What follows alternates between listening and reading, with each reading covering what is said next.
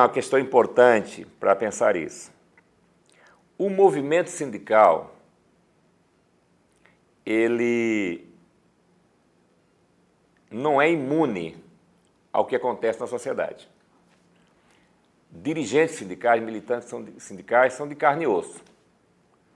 E a ideologia conservadora, a ideologia meritocrática, individualista, liberal, que cerca e consensua a sociedade, também afeta o movimento sindical.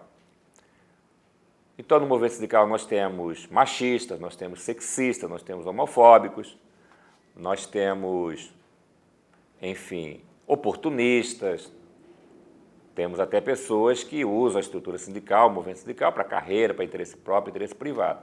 Mas isso não é a regra.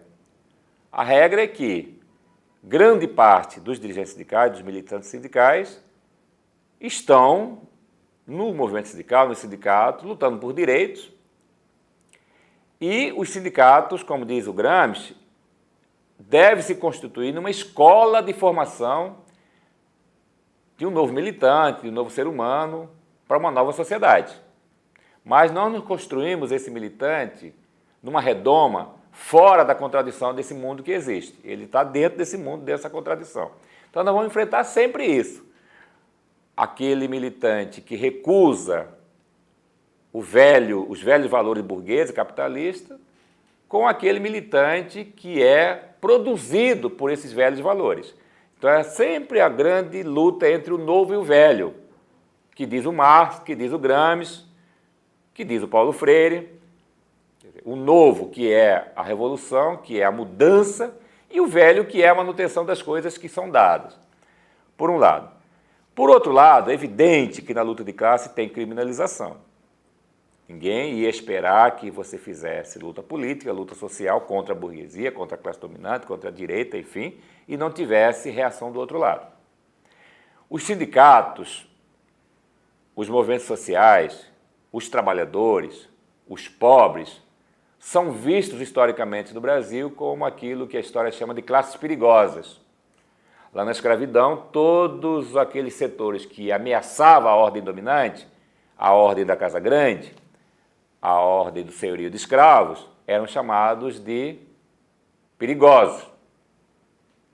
A bandeira brasileira, que tem ordem e progresso, que é um signo positivista, que inaugurou com a República, que inaugurou a República no Brasil, a insígnia quer dizer ordem para os pobres e progresso para os ricos.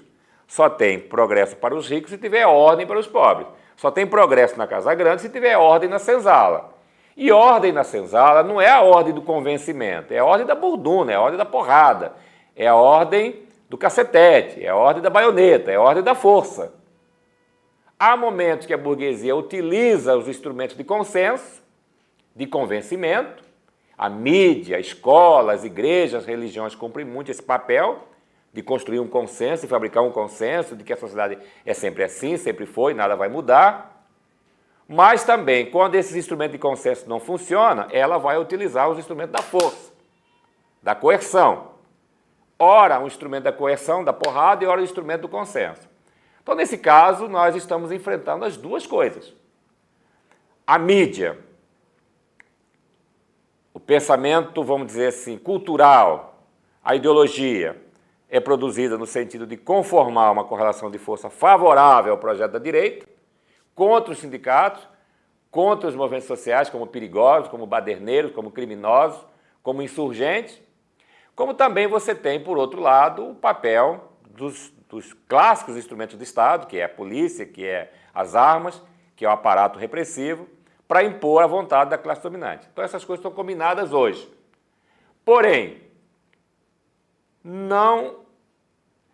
Quando eu era pequeno, minha mãe dizia assim, bolo bom é aquele que você bate bastante, que ele vai inchando, né? É igual massa de fermento. Quanto mais você bate, mais ela vai inchar, mais ela vai ganhar corpo. Não se resolve contradição social com polícia, não se resolve questão social com tropa, com baioneta. Não foi assim na ditadura e não será assim agora. Nesses últimos 20 dias, com o aparato de mídia garantindo o consenso em torno do governo golpista, combinou-se um processo de repressão cada vez mais violenta contra os movimentos sociais. Criminalização do Movimento Nacional dos Trabalhadores Sem Teto, criminalização dos movimentos sociais, do movimento dos Sem Terras, do MST, ataque a partidos, ataque à sede da UNE, ataque à sede de sindicatos, ataque à sede da CUT, agressão a militantes, principalmente aqueles que usam camisa vermelha e manifestam suas ideias. Mas isso não vai resolver a contradição, porque a contradição está dada. E o capitalismo não resolve a contradição, porque o capitalismo é a própria contradição. Então o que nós temos que fazer, a esquerda, os setores que lutam contra o capitalismo, é não sair das ruas, é não sair do combate, é não sair do enfrentamento. Ocupar, e agora tem uma pedagogia nova criada pelos novos movimentos. Não adianta só ir para as ruas, tem que ocupar. O público tem que ser ocupado. As empresas públicas, se são públicas, tem que ser do público. A escola pública, se é pública, tem que ser do público. Os ministérios, os órgãos públicos, as empresas públicas não são do governante, é do povo, é do público. E está provado nesses últimos dias. Toda vez que o governo golpista avança no sentido de retirar direitos, há reação, porque se consolidou numa grande parte da sociedade de que esses direitos são permanentes e de que esses direitos são avanços conquistados e que não vieram do Estado, vieram da luta social. Então, acho que o papel da formação é esse, é fazer esse debate que nós estamos fazendo, empoderar os sujeitos políticos, mostrar as contradições, mas principalmente buscar a raiz, a história desses processos. A Ficente está dando um curso aqui agora. Eu estou falando do processo histórico, das raízes históricas, das raízes econômicas, sociais e políticas que chegaram a essa conjuntura. Essa conjuntura não nasceu em 2016, também não nasceu em 2002. O processo histórico é muito mais amplo e nós temos que compreender isso. Eu acho que um pecado, se é que é pecado, ou um erro, um equívoco, dos sindicatos é negligenciar a formação. E negligenciar a formação política, negligenciar a formação ideológica, construir corações e mentes, construir argumentos. Os setores que manifestaram-se, por exemplo, contra o governo e a favor do golpe ou a favor do impeachment, contra Dilma, têm argumentos muito perenes. É principalmente o argumento do preconceito, que não tem raiz, que não tem fundamento, e que nós precisamos desconstruir.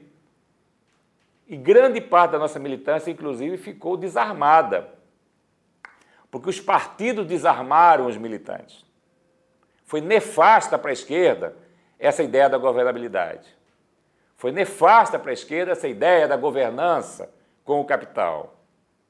Foi nefasto para grande parte dos movimentos sociais essa ilusão republicana, que não levou em conta a correlação de força, ou que negligenciou a correlação de força. Eu acho que tem que aprender com os erros.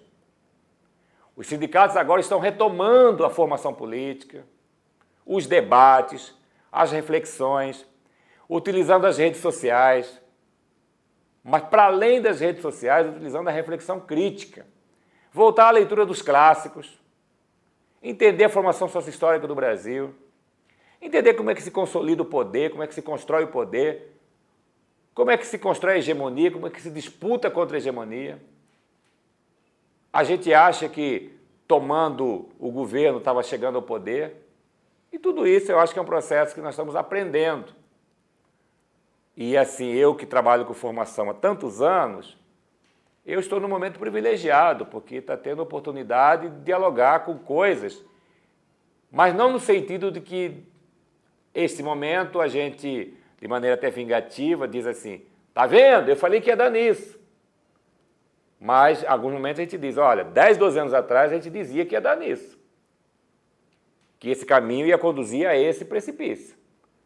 Mas, todavia, é um aprendizado, é um processo de reconstrução. Não estou preocupado, lógico, a gente sofre com o golpe, né, com a retirada de um governo, com a retirada de direitos.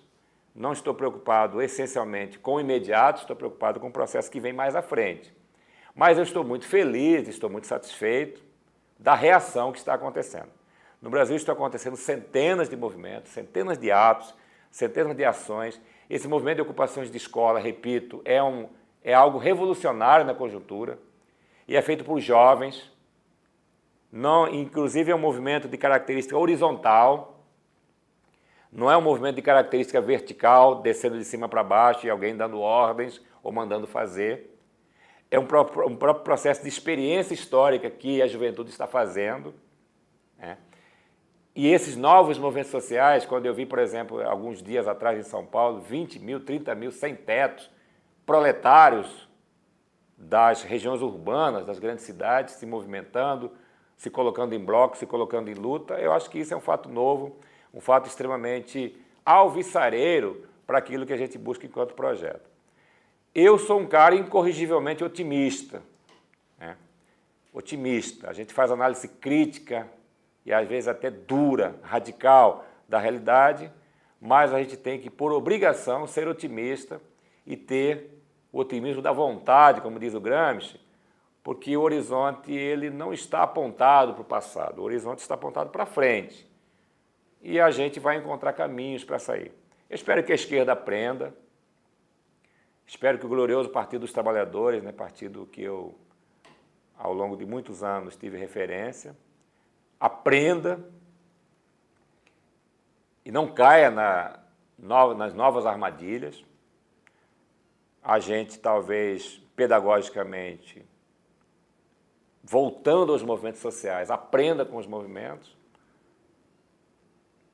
faça uma espécie de abstinência do aparelho, do poder, da burocracia, né? Muita gente com terno e gravata, acha que virou gerente do Estado, e agora começa a se sentir aquilo que historicamente nós somos, que é classe trabalhadora em movimento.